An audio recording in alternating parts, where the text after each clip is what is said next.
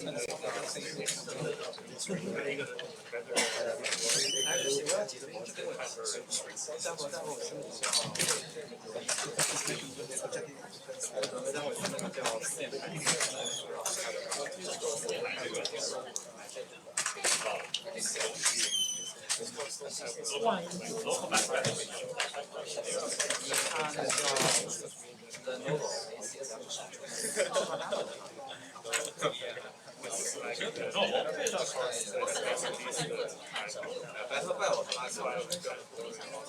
everybody hear me up there? It seems kind of sparse today, so let's have to get this. Good algorithm. So last time we talked about convex hulls. We talked about the gift wrapping method, joggers like March, to find convex hull, n log n time. Also, Graham scan, also a different algorithm for finding convex hull, same time complexity n log n. And that relies on sorting by polar angle and then completing the convex hull based on the result of simple flows tour through the points. And we talked about beta heuristics, combining the two and getting the best of both worlds. The time complexities are incomparable. One works in n times h times, the other works in time n log n, and either one is better than the other. It depends how h, the size of the convex hull, compares to n, the number of points. Of course, h can never exceed n, but it can be pretty close to it, or it could be a small constant, depends on the circumstances. And we talked about other algorithms for convex hull, quick hull based on quick sort type strategy, and also merge hull, it's the divide and conquer way of finding convex hulls. We explained how that works. And yeah,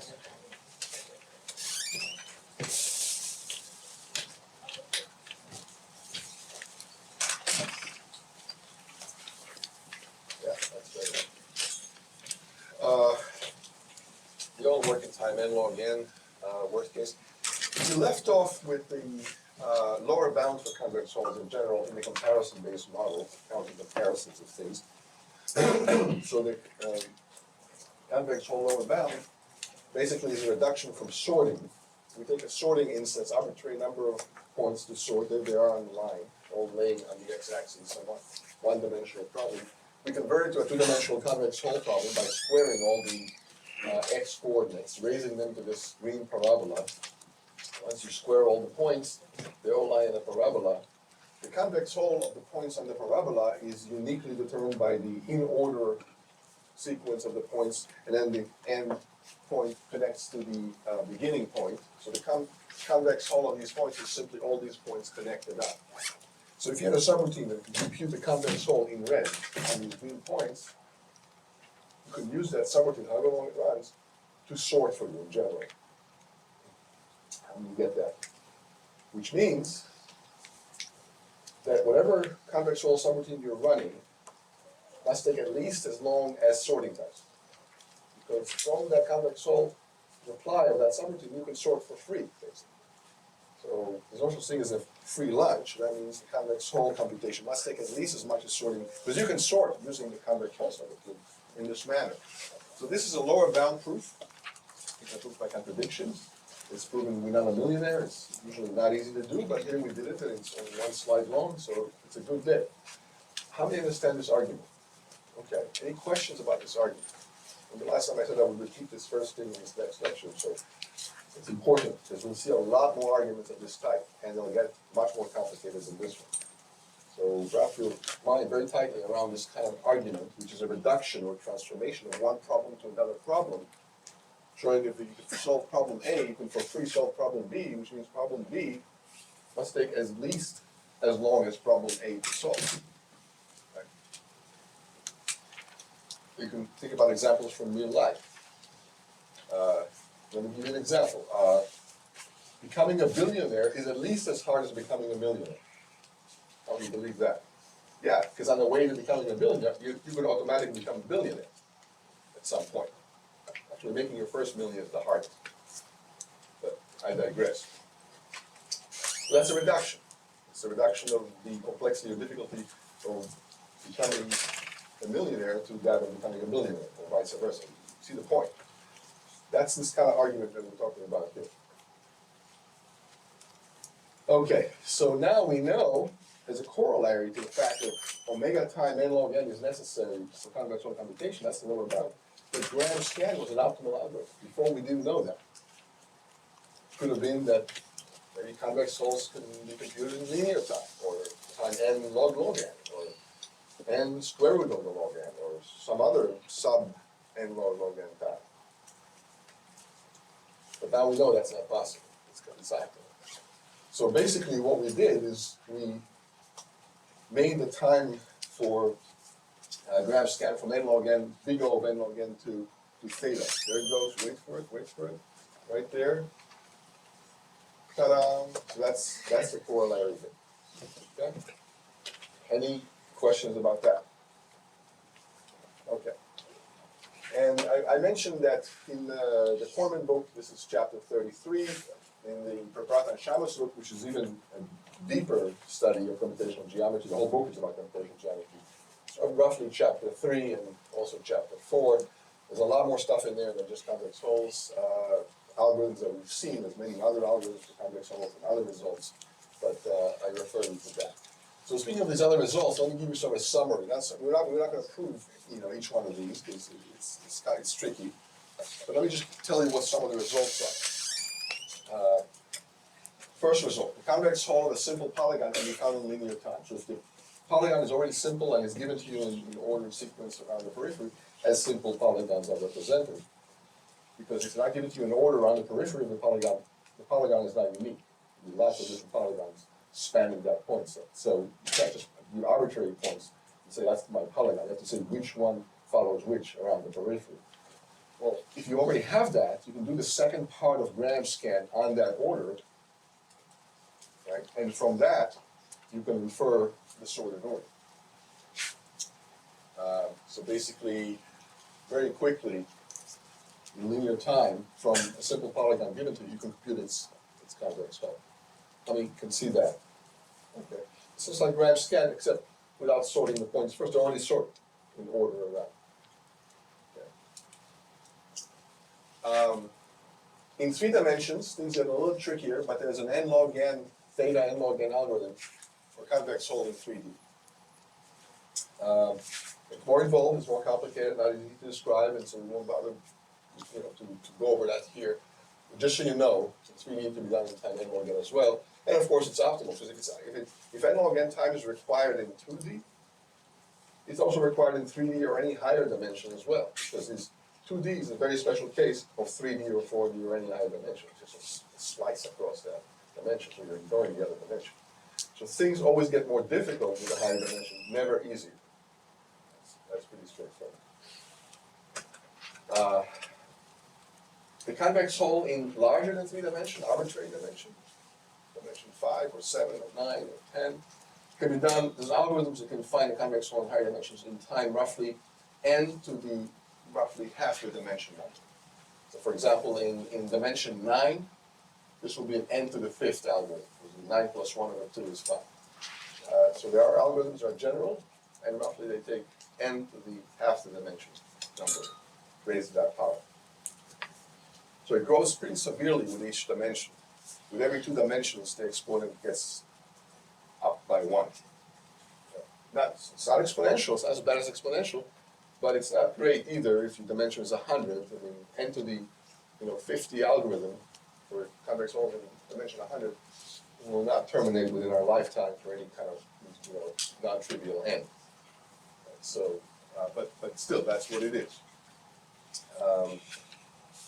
Identifying the points of the convex Hall, basically, if I just ask you for the points of the convex Hall, not necessarily the convex Hall itself, not in order, because you might think, okay, convex Hall is n log n lower bound.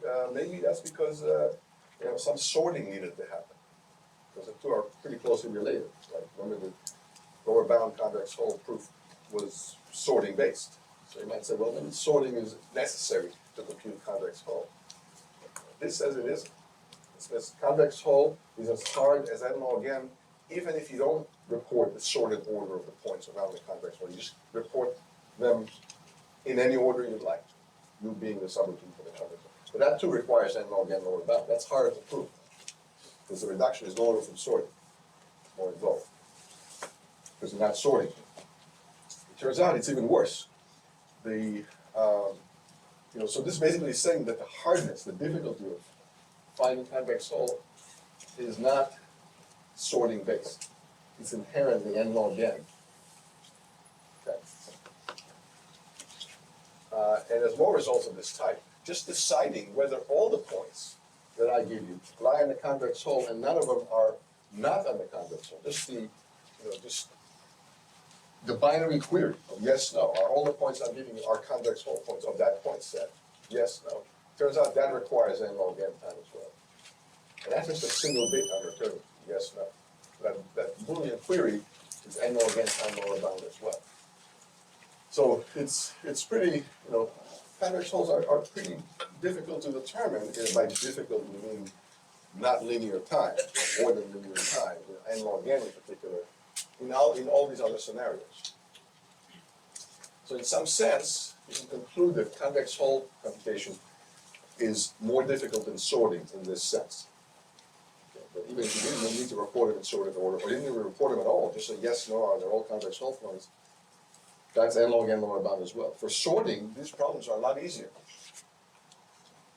Okay. So for example, for sorting, you can determine whether the points are already in order in linear time. You don't need to take n log n time to do that. For convex hull, it's still n log n.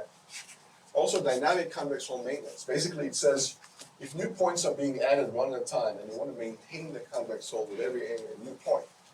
So that's called usually a dynamic version of the problem. It happens all the time in your life.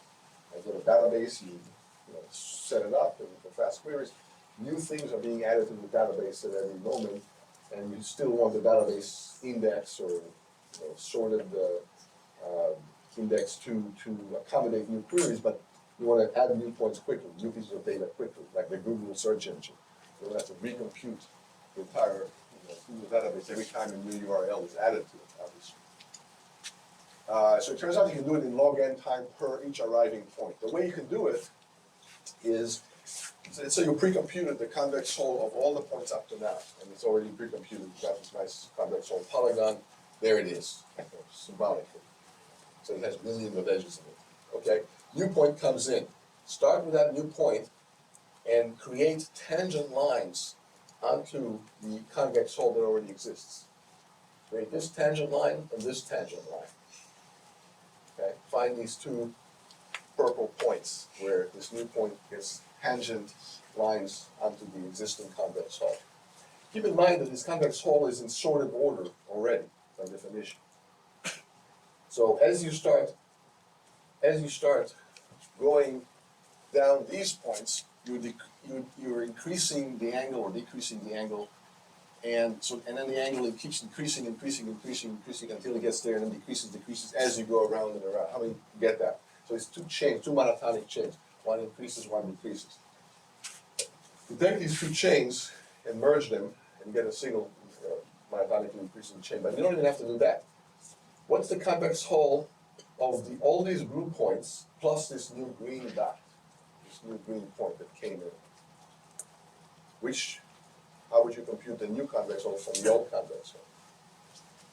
Quickly, without recomputing it from scratch, obviously. Not a difficult question. Take a wild guess from this picture. Will all these points still be in the new convex hull when the green point is added? How many say yes, the outer point? How about these inner points? These points, will they be in the convex hull? No. So just eliminate this whole bunch all in one fell swoop. Keep this other bunch, connect this purple dot to the green and this purple dot to the green, eliminate all these guys, and you got the new convex hull. How many get this? Okay, so simple. The question is, how quickly can you figure out these two purple dots? And because you don't want to take linear time to do this, do it much more quickly. Well, all these blue dots are descending polar angle down here on this chain, and ascending polar angles here on that chain.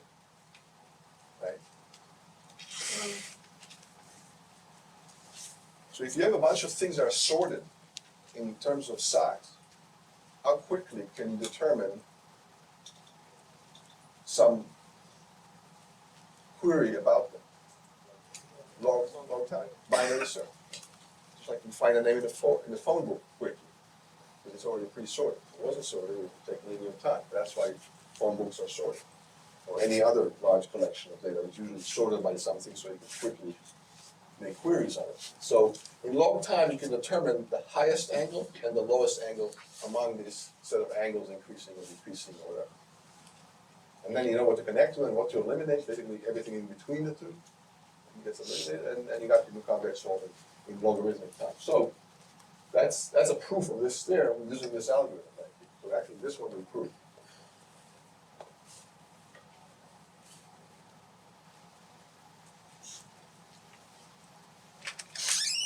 And the animation now shows you what we just discussed. So the new convex hull eliminates that whole chain. The point in green gets connected to the point in purple and to the other point in purple. That's your new convex hull right there. And the whole thing was a couple of binary searches and happened in logarithmic time. So it turns out separately that log n time is also required for convex hull update when new points are being added. Why don't you prove that one to me in 10 seconds? Prove this thing. So right now we showed that log n time is sufficient, so big O. But why is it that log time is also necessary, omega log n? Let's see if you get the hang of lower bounds. How many understand the question? I don't want to be presumptuous. Yeah, good. All right, so what do you say?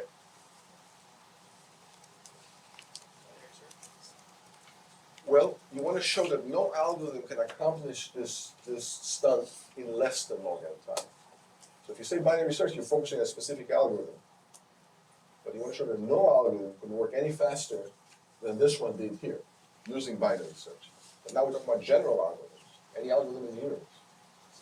Maybe you can do a super duper hyper binary search that will work in log time or even constant time. Prove to me that's not possible. Yeah. You can give like a linear time reduction to sorting or to searching. Linear time reduction to sorting or to searching. Yeah, you can do that, but it's even a simpler argument than that. Let's do a proof by contradiction. Yeah, what do you say?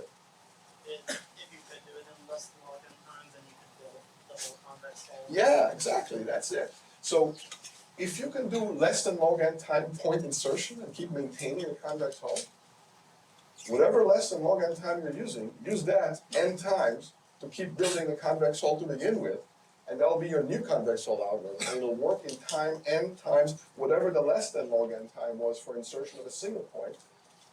And that will break the lower bound argument for convex hulls, which we proved a couple of slides ago. How do you understand this argument? And so we know the convex hull can't be done in faster than n log n time. So point insertion can be done in less than log time. Otherwise, do it n times in point insertion, and then you have a less than n log n time convex hull subroutine, which we know is impossible. So you just proved this one. Okay. So now we proved this one. This means that trick right here was what? Optimal.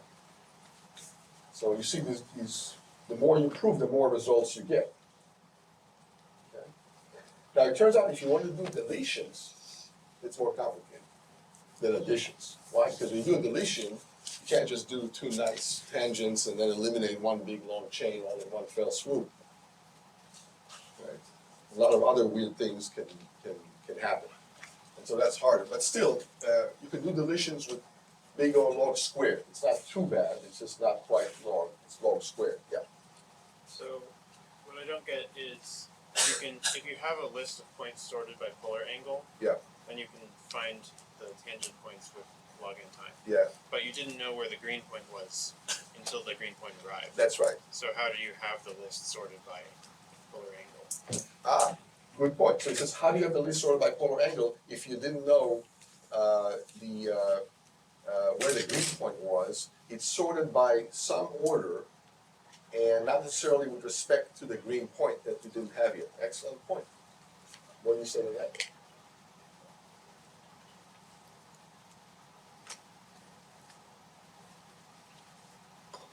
How many understand his point? Yeah, very good point. What do you say to that?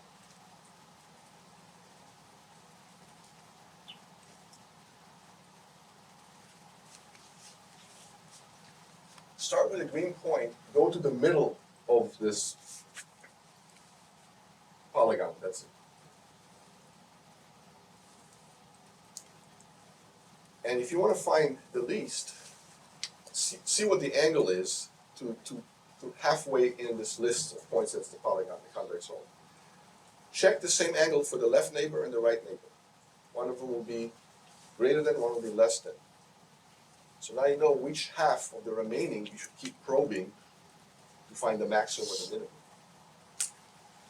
Okay. So let's say you want to find the minimum, so you go to half of the lower list. And you check then its neighbors, left and right, and see which one is lower or higher than what you need, and you keep going that, and divide the space by half each time. And after you do it log times, you'll end up in a particularly unique place on a single point. But that's an excellent point you made. We kind of glossed over that detail, but yeah, that's how you can do it.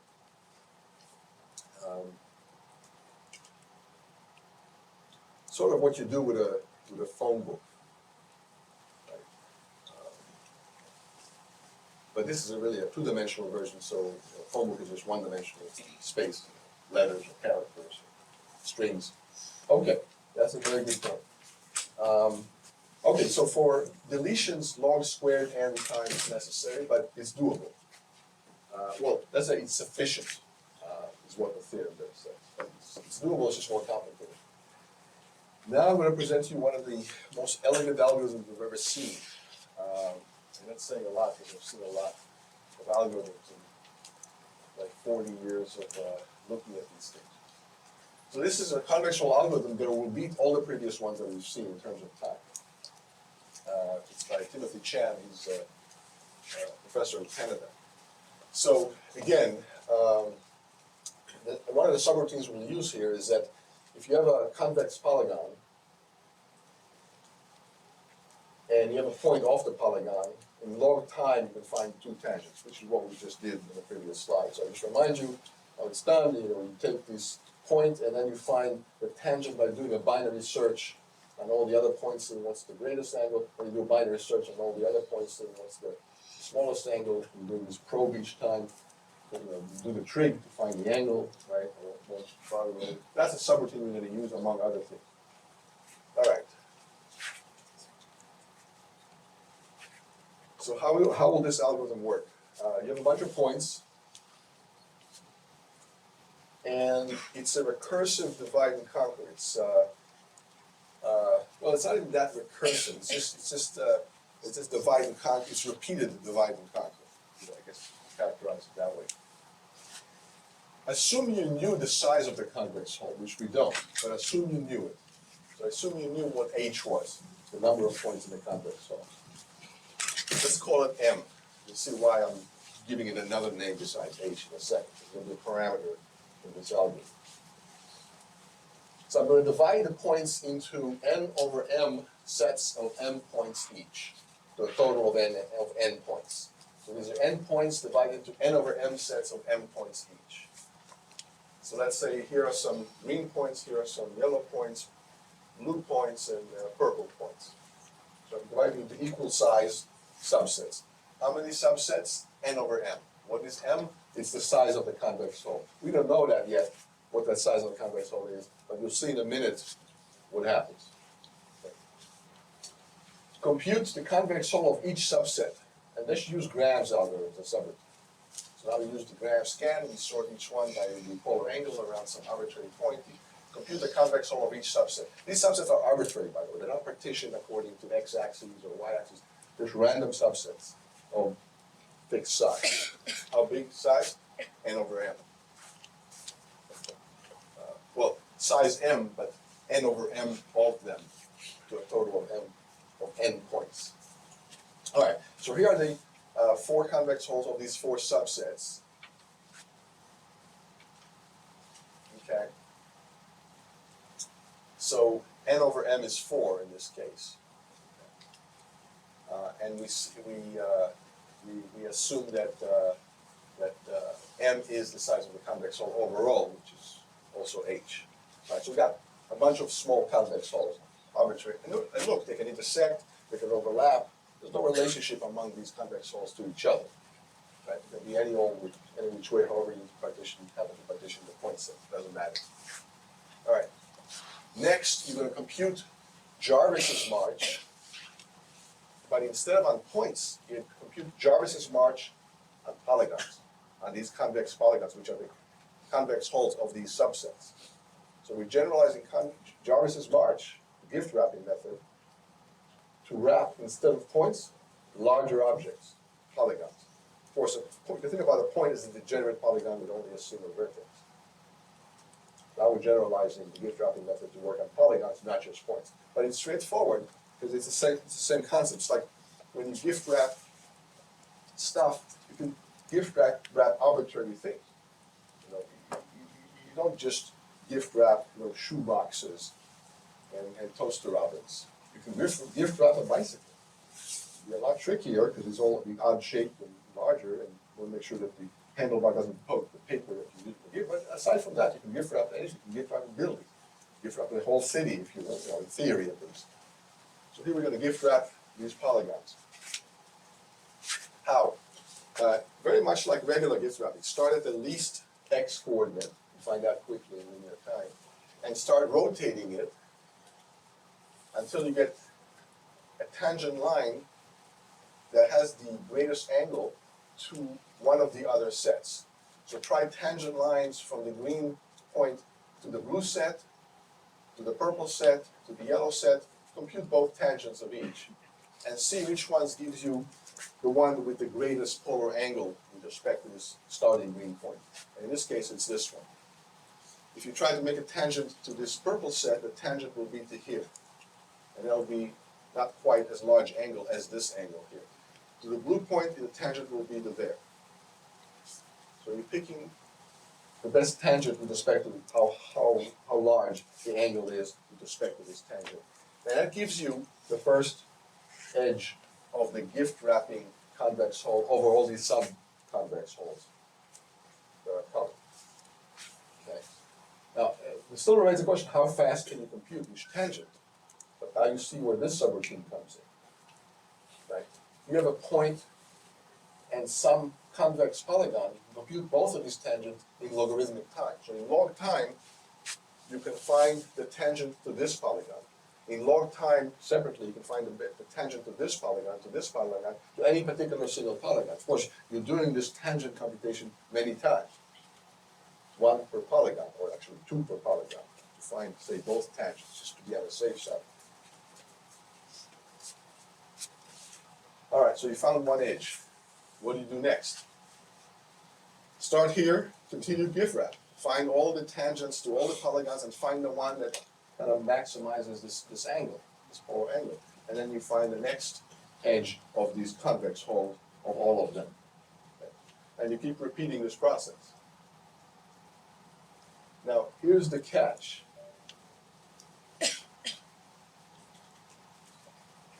How many times do we repeat this process to get the entire red convex hull of all of them? Do the next one, find this edge in red, and so on and so on. How many times do you repeat that before you get the entire red convex hull? M times. How many is that? M is the size of the convex hull. So after M of those procedures, you'll have the entire convex hull. But you don't know what M is, because M is equal to H. If you knew what M was, your job will be very easy. Do it M times, you'll be done. But M is part of the output. M is equal to H.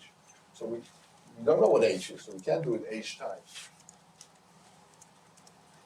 But for now, let's say you do it M times. Let's pretend we know what M is. We do it M times, we're done. So if we knew what H was, and therefore what M is, let's just say, what's the time complexity of doing all this? Well, so you're doing a bunch of gram scans. How many? n over m gram scans. Why? Because it's n over m sets. Right? So for each set in different color, blue, purple, yellow, green, you're doing gram scans. So n over m of these sets, so n over m gram scans. Each gram scan, how long does it take? Well, it's n log n, but n now is this number.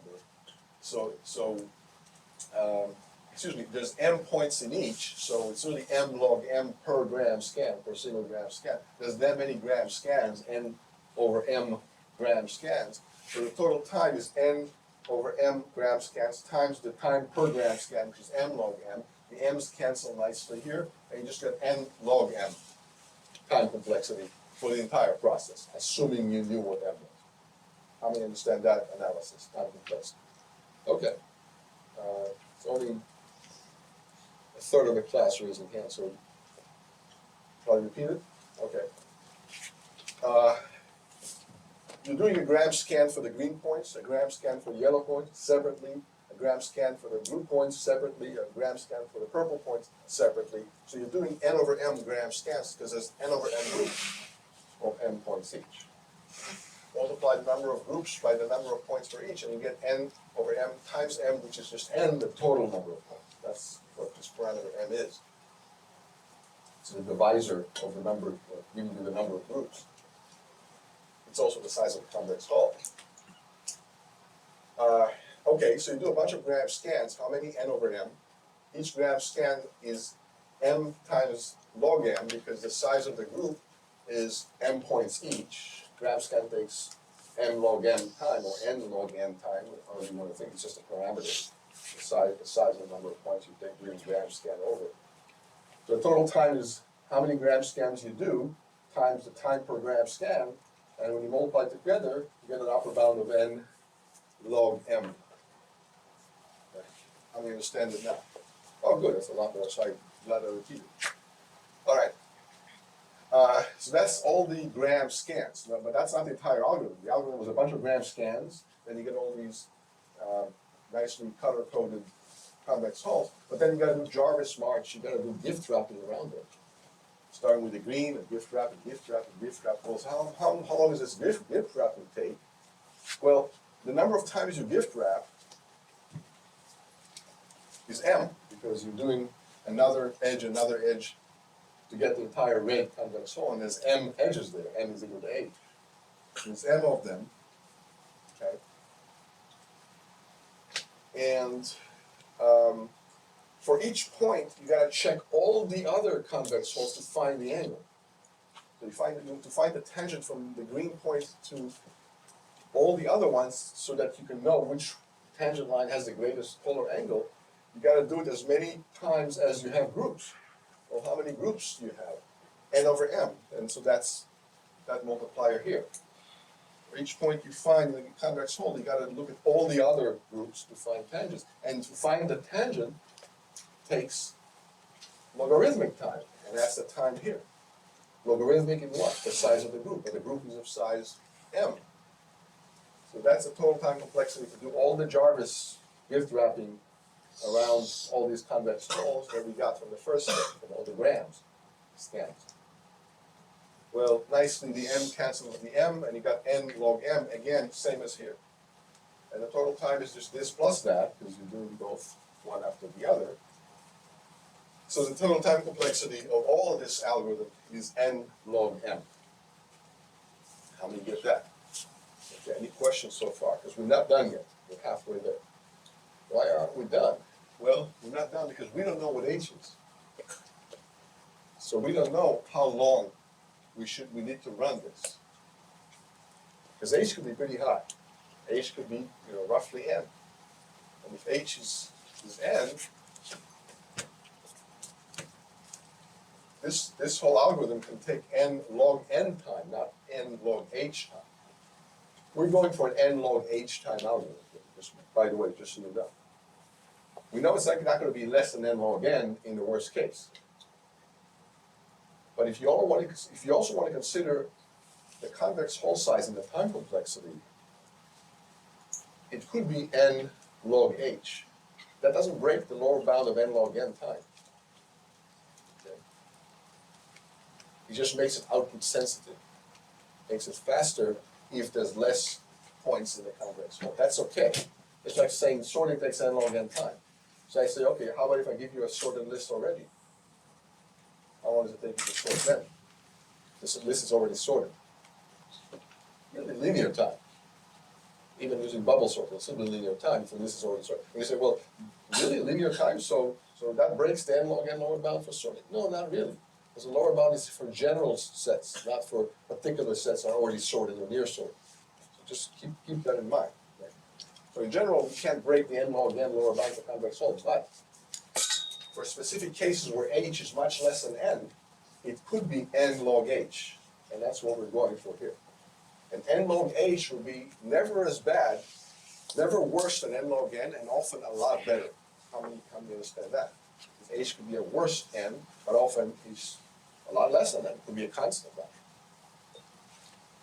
Okay, but the reason we're not finished yet with all this is because we don't know what m is. Because we don't know what h is. And here comes the next trick. The next trick is beautiful and subtle.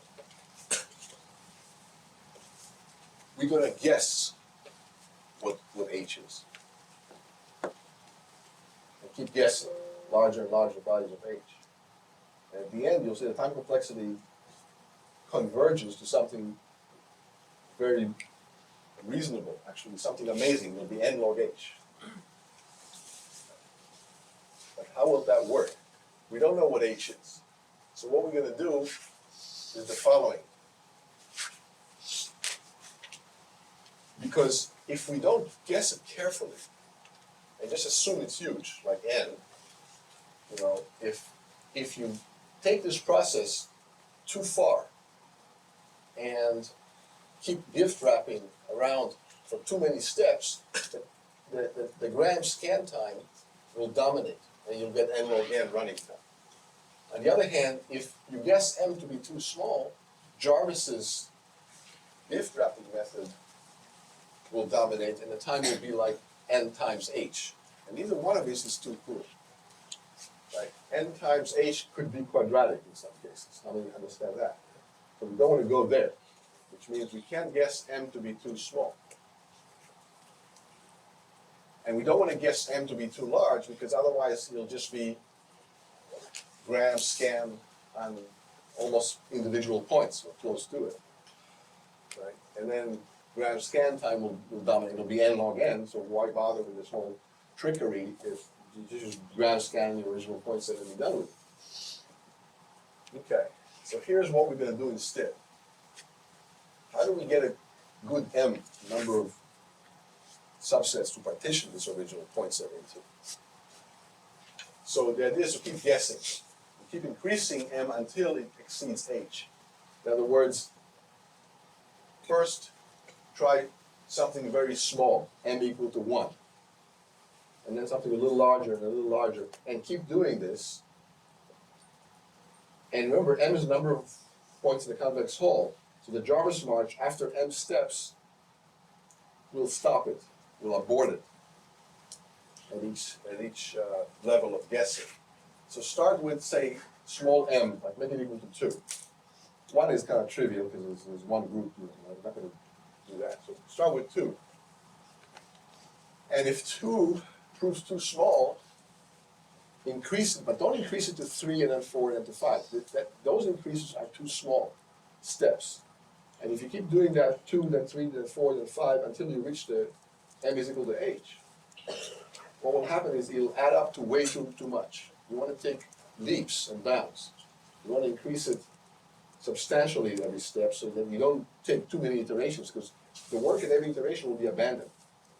If you pick too small of an n, and Jarvis March does it for m steps, and it doesn't get all the way around, because the m is smaller than h, because we're increasing m until it hits h for different phases of this algorithm. If you pick too small of an m, Jarvis March will do it n times, not reach the end, and then we're going to abort, ignore, throw away all that previous work, and restart the entire algorithm from scratch with a bigger m. And the m will keep squaring. Okay? So by squaring, we mean first we'll try 2, then 2 squared, then 2 squared, squared, which is 2 to the 4th. So m grows exponentially in this way. Right? It gets 2 to the 4th, then 2 to the 8th, then 2 to the 16th, until it gets to 2 to the 2 to the t, which will finally exceed h, and then Jarvis's march to gift wrapping will run to completion because m is larger than h. And so when Jarvis's march computes h of the convex hull edges, it would stop because it would reach the end. There's no need to do any more work. And let's call this parameter t, because we keep squaring it. We're not doubling it. We're doing worse than doubling. We're squaring it at every point. You'll see in a minute why we're increasing it so aggressively instead of just doubling it. Doubling it would be aggressive enough. That's exponential growth right there, by doubling and doubling and doubling. Here we're doing worse than doubling. We're doubling the exponent, not just doubling the quantity, which means we're squaring the quantity. All right, so until we get to 2 to the 2 to the t, and that finally will be larger than h, and t, in this case, will be smaller than the ceiling of log h. How many can see this relation here? Okay, right? Because if you raise 2 to the 2 to the log h, that's h. Just like 2 to the log x is x, by definition of the log. Base 2. All right, so why is this a good strategy? We're about to see why. And this is really amazing how it converges. So the total time will be n log of 2 to the 2 to the t as t goes from 1 to log h. Right? So we start with small, and then we get larger and larger and larger. And as we get larger and larger and larger, it's n log 2 to the 2 to the t. So this quantity here is m, right? And here we have log of m.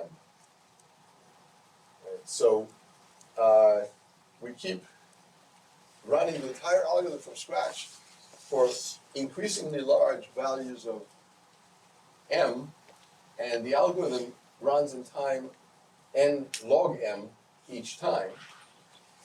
And so you add up all these n log m's, and here all I did in this line is I took this n that's independent of anything inside this sum and put it outside, just for simplifying it. So this n went outside, right? This n went outside here. How many can see that? Just algebraic step. Nothing mysterious. Yeah, so he's asking, shouldn't this be 2 to the 2 to the 2? So another thing I did, the log of 2 to the 2 to the t is what? 2 to the t, and then it is, without the log. That's a good point. How many see that transformation? The log of 2 to the 2 to the t is just 2 to the t, right? The log is gone here. This log here. The bounds on this I still kept the same. When t goes from 1 to log h of 2 to the t. But now we have a nice sum of exponentials, right? So if you add up 2 to the t a bunch of times, what's the total sum of all these 2 to the t? If I say 1 plus 2 plus 4 plus 8 plus 16 plus 2 to the k, all the way up to k, powers of 2 from 1 to k, roughly what is it equal to? Okay, plus 2 to the k plus 1, right? And that's what this is. This is that plus 1, right? So I take that many increasing exponentials, and the answer is 2 to whatever the number is, plus 1, roughly. Well, that plus 1 doesn't matter because it's just 2 times whatever this is. And here we got 2 to the log h. What's 2 to the log h?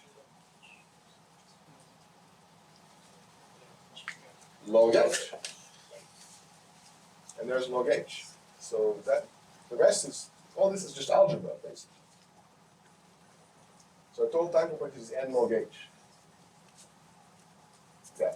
So why do you start with m is equal to 2 when means 2 points can never be means 2 points can never make a convex. So why do we start with m? Good question. He says, why do we start with n is equal to 2 if 2 points cannot make a convex hull? Well, can they make a convex hull? Can a convex hull just be 2 points? Let me say the convex hull cannot be just 2 points. Let me say the convex hull may be 2 points in some cases. Okay, that's split those, so it's a good question. Well, which one is it?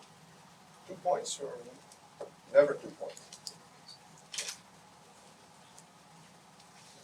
When can a convex hull be 2 points only? It's a degenerate case. It's a very special case. But it could happen, actually. When?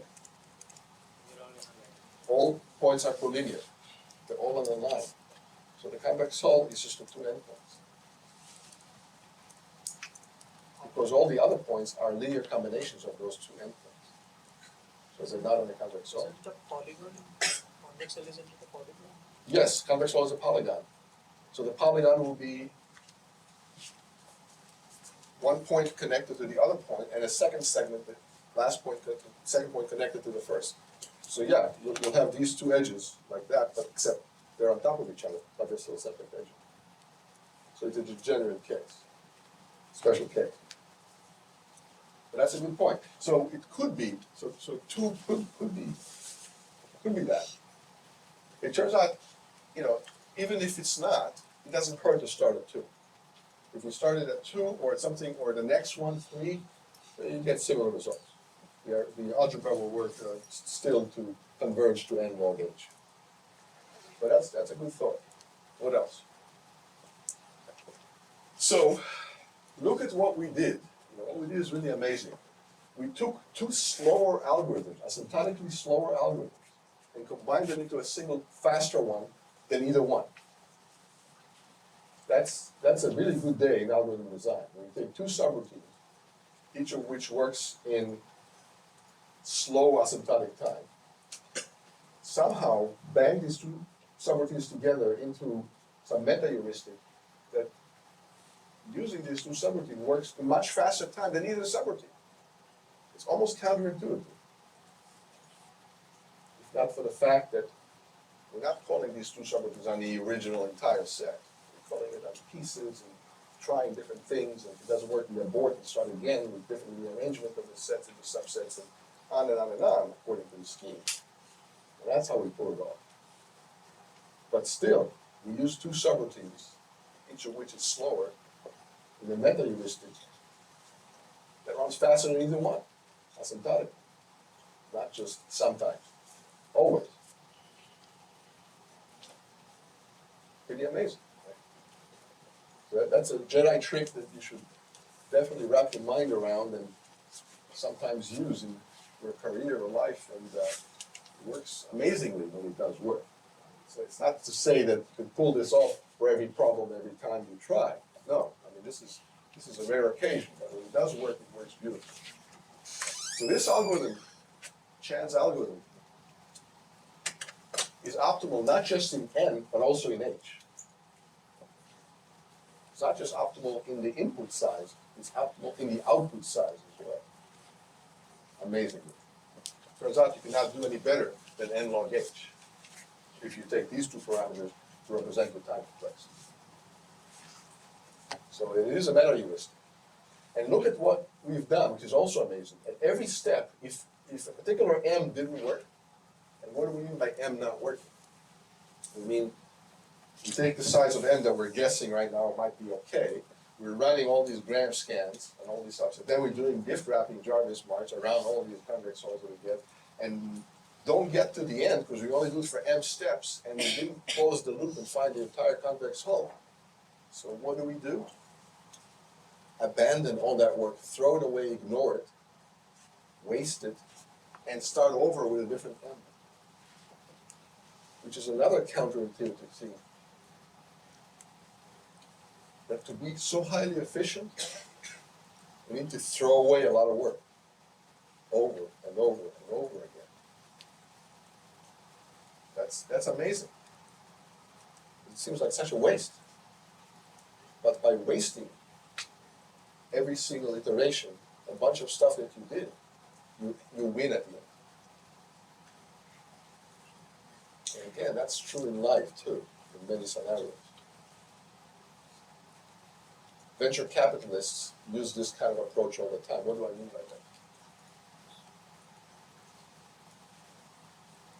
They use it to become rich. How do they do it? Yeah, start a startup. Give it 2 years. Put in 10, 20 million bucks, whatever it takes. It doesn't work in 2 years, you shut it down. No excuses, no delays. You start another one. Let it have a chance. Doesn't work, you shut it down. Start again. In Silicon Valley, that's called the fail fast approach to venture capital. It's okay to fail, just don't do it slowly. Fail quickly is much better. Abandon it, start over, fresh start. And of course, venture capitalists don't necessarily serialize this approach. They can parallelize it. They can invest in 10 different startups, or 20 different startups, $10 million each. They know that 19 will fail. They just don't know which 19. That 20th becomes Google or Facebook. And that pays for a lot more than the other 19 that fail. Question? Instead of squaring the power, we have increased in cubic range or something. Yeah, so he's saying here we're squaring the size of m in every iteration. We're squaring and squaring. Why squaring? First of all, why not just double it? Why not just add 1 to it? Why not say m is equal to 2, then 3, then 4, then 5? Why even increase it by more than 1? How many see that if you increase it by 1, it'll still be correct, it'll work? It'll work. Eventually you'll find the right answer, and you'll finish and then you can report your answer. But what's the problem with that? It's not making enough progress. For every wasted batch of effort, increasing it by 1, you're not gaining very much in every iteration, just gaining a little bit, and the total amount of waste will be horrendous. And the total time complexity will be a lot worse than n log h. It probably will be quadratic, just like Jarvis's march at the beginning. Or even worse, maybe, because it could be even worse than quadratic. You have to work it out, work out the algebra. So why not double it? Well, if you double it and double it and double it, it'll be better than adding 1, but it won't quite be as efficient as this, and you won't get n log h. You might get n times h, or something worse than n log h. You can do the algebra and see what happens. And so squaring it every time happens to work, because the algebra right here works out. What if you cubed it, or quintupled it, or you cubed it every time, or quite raise it to the 4th power or the 5th power every time? That may work too, but the growth may be there a little too large, and then you may get inefficiency due to the fast growing. In other words, m will sort of grow past h eventually, but it will grow so much faster than h, zoom right past h, end up way many miles down the road past h, that it's way larger than h, and then it'll be inefficient because it's not quite near h. We're doing a lot more work than h. M will be a lot bigger than h. Not necessarily just the next reasonable jump over, but much farther down. And you can again work out the algebra and see how much worse it will be. Maybe it'll be okay by cubing it. I'm not saying it wouldn't be, but there's a potential there for overshooting h too much, overshooting your target. And then there'll be a lot of wasted work right there. Maybe not, and maybe it'll work out, but squaring it works. Doubling it won't work, or tripling it, yeah. So this does not gives us the exact value of h, right, for these 3 number of points. So it's just like an approximation. So you're saying this increasing squaring of m wouldn't give us the exact value of h, just approximation. Yeah, true. Very good point. We don't need to know the exact value of h while we're trying to compute the convex. So at the end, we'll know the exact value of h. Why? Because the convex hull will be computed when m exceeds h. We'll finish Jarvis's gift wrapping much to completion all the way around. We know to stop because n will reach the beginning, and then we'll know h exactly, which we didn't know before we started. So eventually we'll know h exactly. But the trick is to increase this parameter aggressively, but not too aggressively, until it exceeds h. And the first time it exceeds h, it'll stop at h. It wouldn't go to this. So I guess cubing it, by this reasoning, cubing it will work also. But squaring it works nicely, and so we don't need to worry about larger powers in squaring. Very good point. Any other thoughts? Yeah. Is the partitioning done randomly? Randomly. The partition is random. That's the beauty of this. When you partition into subsets, do it any which way you want. So the subsets are completely unrelated to each other. They can overlap, they can intersect, they can contain, the convex hull of these subsets can contain each other, the convex hull of these subsets can intersect or not intersect, doesn't matter. This works any which way. Which means you could probably do other optimizations and choose them more judiciously to try to, save some work. But whatever the work you'll save will not get you below this bound. And this is already optimal in both N and H. So asymptotically, you don't need to do much else. You can just pick them randomly. Yeah. We said the lower bound of convex holds in log n. Yeah. Actually not right. So Yeah. So he's saying, isn't the convex hull lower bound n log n, and doesn't that break the lower bound, right? because the parabola n equals h. So Yeah. So if n is equal to h, then it's n log n. But he's basically, essentially, you're asking why doesn't this contradict or break the lower bound of n log n for convex hull? So what do you say to that? Another fair question. What do you say to that?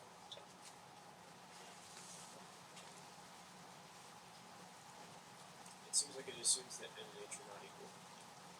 It assumes that n and h are not equal, you say? They could be equal. If they're equal, this is n log h, which would be n log n if n is equal to h. But why does this work faster than the n log n lower bound if they're not equal? If h is much smaller than n, h could be the square root of n, and h could be the log of n, and h could be a constant. Not even related to n directly, just be an absolute constant. And this will work in time n times a constant, which is n. So this could work in linear time in many cases. Why doesn't it contradict the lower bound of n log n in the general lower bound for convex hulls of n log n? Very good question. What do you say to that? Let me give you an analogy from sorting. Right? That's one of the other reasons, reason number 57, why we harp on sorting so much, is it encapsulates so many algorithmic ideas and notions. Sorting takes n log n in general lower bound. We all know that. Right? You've seen the proof of that. So if I want to sort the integers, if I want to sort 1,000,000 integers, all between 0 and 9 each, I can do bucket sort. Right? Create 10 buckets, 0 through 9, take the 1,000,000 numbers between 0 and, take the 1,000,000 numbers all between 0 and 9, put them into the buckets, and then each bucket will be the count of how many numbers we have of that value, 0 through 9, and then just spit out that many of each. And how long does this sort take? So I have n numbers between 0 and 9, and n to be 1,000,000, 1,000,000,000, 1,000,000,000,000. Linear time, right? How many can see linear time? But wait a second, linear time. Why doesn't that break the general lower bound of n log n for sorting? Why is this linear time all of a sudden? It's not a contradiction. no, because it does not uses the comparison between the Yeah, it doesn't use comparison between elements, and even worse than that, it's not general. It's very specific for numbers between 0 and n. Okay? If you want a number between 0 and 1,000,000,000,000, this wouldn't be n log n, it would be quadratic, or whatever. But it'd be a lot worse than n log n, or certainly worse than linear, and potentially even worse than n log n. So the general bound is true in general. The general bound for a problem, lower bound, is the worst case behavior across all possible inputs. It's not to say that every single instance should take that long. I don't understand the difference. It's a pessimistic worst case scenario. just like if a list was already sorted, you can just do bubble sort, and bubble sort will work in linear time on a sorted list. You try to exchange any pair, nothing gets exchanged because they're all already in order. And then you'll know that you did a single pass with nothing exchanged, you can stop in linear time. End of story. But the lower bound for bubble sort in general is not linear, it's quadratic in the worst case. Just because there's a few easy cases doesn't mean that in general it's easy, or that in general it's not hard. I'll give you another example from real life. Becoming a millionaire is hard. You have to work for many years and do all the right things and make a lot of good decisions, and then you're a millionaire one day. But some people become millionaires very quickly, easily. They just buy a lottery ticket. All of a sudden, they make $100 million on this jackpot. But I just said that becoming a millionaire is hard. How is it easy for them? Well, they're very lucky, and it's very rare, this scenario. Very unlikely. It's not the general case of becoming a millionaire. It's a very special, specific, rare case of becoming a millionaire. You can also take your last paycheck and go to Vegas with it. And if you're very, very lucky, on a very rare occasion, you may play roulette and become a millionaire. I'm just starting with $10. Yeah, that's not the easiest or the best or the most advisable way of becoming a millionaire. In fact, I strongly advise you against that strategy. Don't do that. You'll just lose your mind. So back to this. N log n is a lower bound, but it doesn't mean that some cases are not easier than that. This algorithm is adaptive. Sometimes this will run in n log n time, yeah, if h is large. But sometimes this will finish very quickly if h is small compared to n. And in fact, it'll never take more time than the log of h times n. So this algorithm adapts not just to the input size n, it adapts to the output size h. So it covered all bases. So if there is a way to compute the convex hull faster because h is small, this will do it. Grab-Stem will not. Jarvis March will not. These other algorithms, quick hull and merge hull and these other ones that we've seen for convex, they will not. Okay. Are we good? All right. Any other questions? Any good questions? Glad you're asking those questions. So this algorithm is pretty amazing. It combines two slower ones to give you a faster one, which is counterintuitive already. Plus, it throws away a lot of work, which is another counterintuitive notion to do. But again, in business, that's the fail-fast method of venture capitalism. Fail fast. Whatever you do, don't fail slowly. That's not a great strategy. Algorithmically here, it works very, very nicely. Okay. Remember this problem? Does every single closed curve contain the vertices of the diagonal triangle? How many worked on this problem? Just 5, 10 people? 5 people? Okay, well, only 5 of you have even worked on this. Never mind that. I guess there's no point showing you the answer to it. I'm just depriving you of the opportunity to become a better problem solver. So we'll get back to this. Don't want to do that to you. That'll be insulting your intelligence. Let's talk about the final and the midterm. Let's take a vote, first of all, if you want the midterm and the final in class or take home. Very strong proponent of democracy, and we'll take a vote. How many wanted in class exam? How many want to take home? Oh wow, the majority has spoken. Okay. Can't vote twice, but it's not necessary because obviously there's a clear majority. All right, so be it. Take home.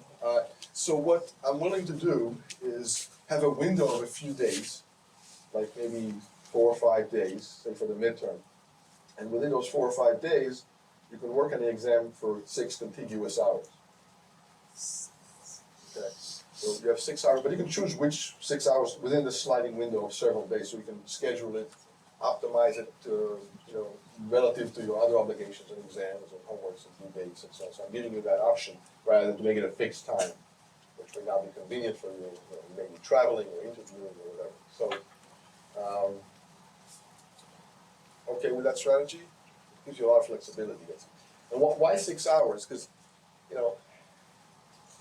if you worked on problems all along and went to the Monday night sessions and worked in study groups and solved problems from the problem sets, and remember, most of the problems on the exams will come from the problem sets, will be related, very similar to problems from the problem sets. And everything also did for extra credit is fair game, assuming I didn't give you the answer, because I'm not going to ask you a question on the exam that I already answered in class. I'm not going to insult your intelligence that way. 6 hours should be more than enough time. In fact, 1 hour will be enough to write down all the answers to the exam, if you work problems all along. So 6 hours is like several factor of 3 or 4 more than necessary.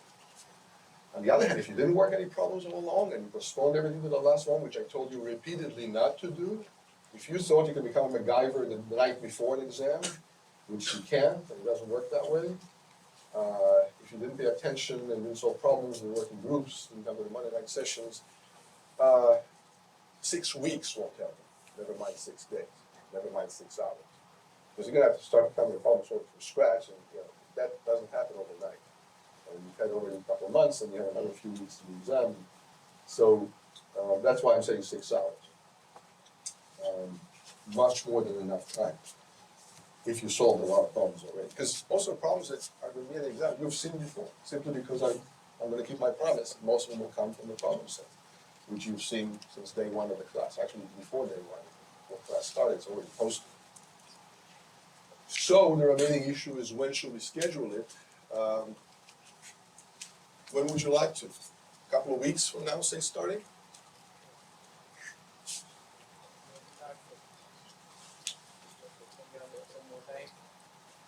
Which date? Like early November. November I think will be a little too late because it's the last 4 weeks of class. I mean, classes end in like first week of December, and we need time to grade it and return to you. So that might be a little too late. Maybe the last week of the month. That gives you up to 3 weeks extra time, right? It's only the 10th, and if you do it towards the end of the window, so the window will be like basically the last, say the last 5 days of the month or something like that, or the last week. I'm gonna send out the exact dates, but roughly it'll be the last week of the month, 5 days within the last week. Not necessarily to the last day of the month, but right in the last week or so, say a window of 5 days. And then you can download it in leisure, work on it.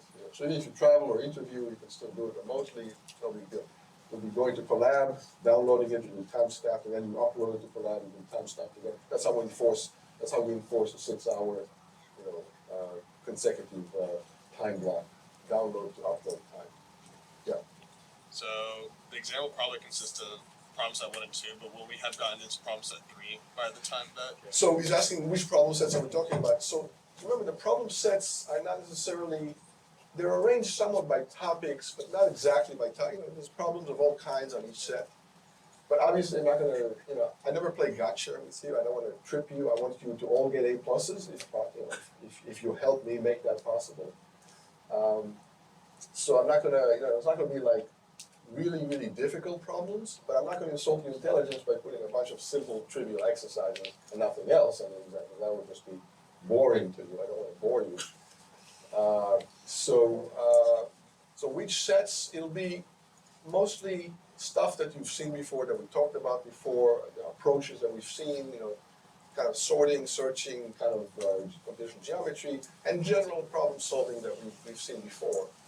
It's hard to completely contain it to the first 2 sets, but I can say maybe most of them will come from the first 2 sets. But I can't guarantee that one one problem won't come from the 3rd set or whatever. But for example, I'm not going to put any question about NP-completeness because we haven't covered it yet. I'm not going to do that to you.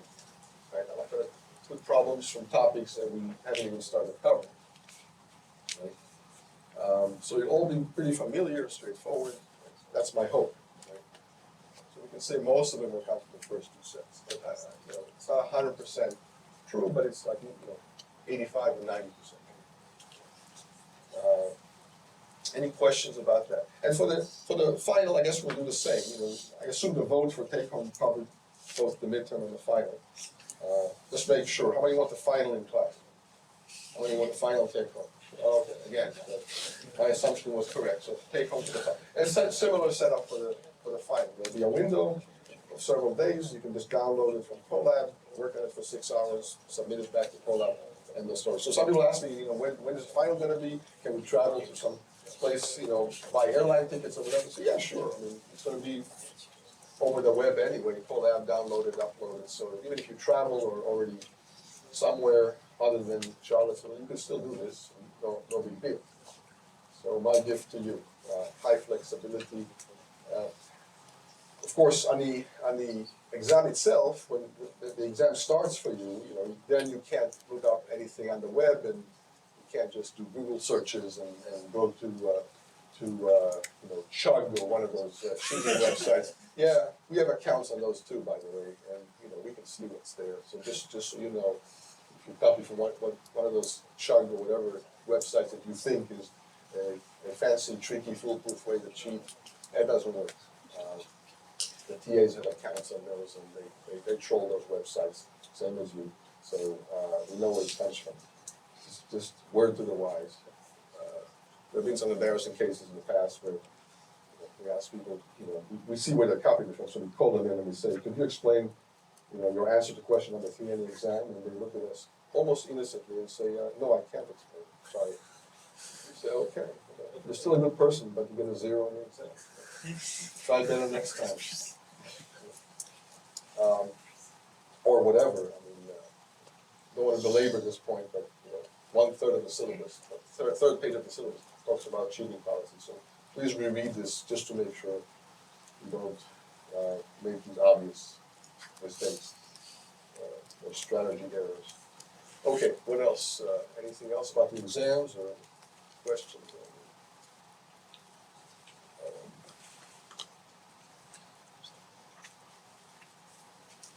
Is the grading scheme like curved or The greatest, well, I want you all to get A pluses. Seriously.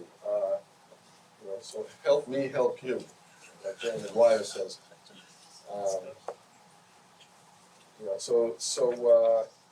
Partial credit, is definitely something you do. So if even if you can't get the exact answer or you don't know quite the outcome, just tell us what you do know. Show us what you tried. Show us what didn't work. Give us something to work with. It's hard to give partial credit to a blank page, obviously. But if you show some knowledge and some attempts and nice tries, and you get a lot of credit for that. It doesn't have to be all the way there necessarily to get a lot of credit or partial credit. But do work on a lot of problems.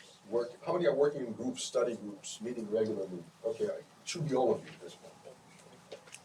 Don't just work in isolation by yourself. It's not very effective. Meet 2-3 times a week. Monday nights, like it's open meeting. You can come in and work problems and work with people and ask the TAs questions. The TAs are available every single day of the week, including weekends. Monday night, I buy you pizza. I give it to you. That's quite a hefty bill over a semester if you do the math. But I don't mind and try to encourage you to work on problems and come in and collaborate and collude. No, not collude, just collaborate. It's all good. It works out.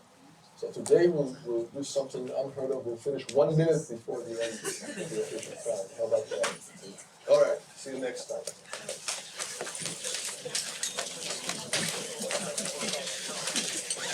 This is what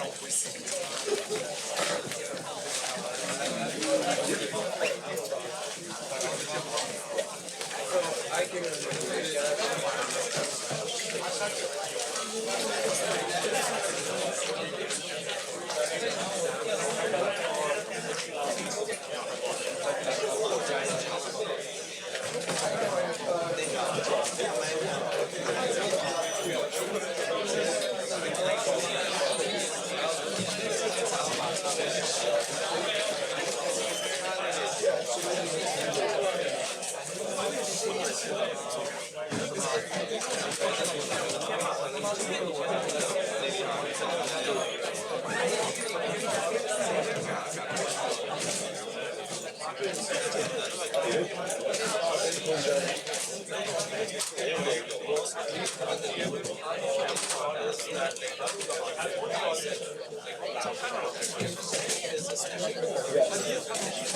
So chat will work better.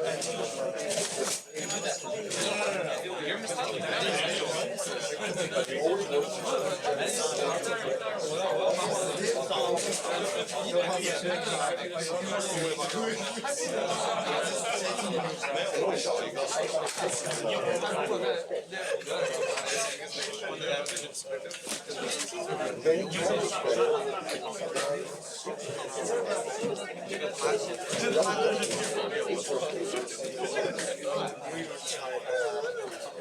Right, so it's hard to say how to.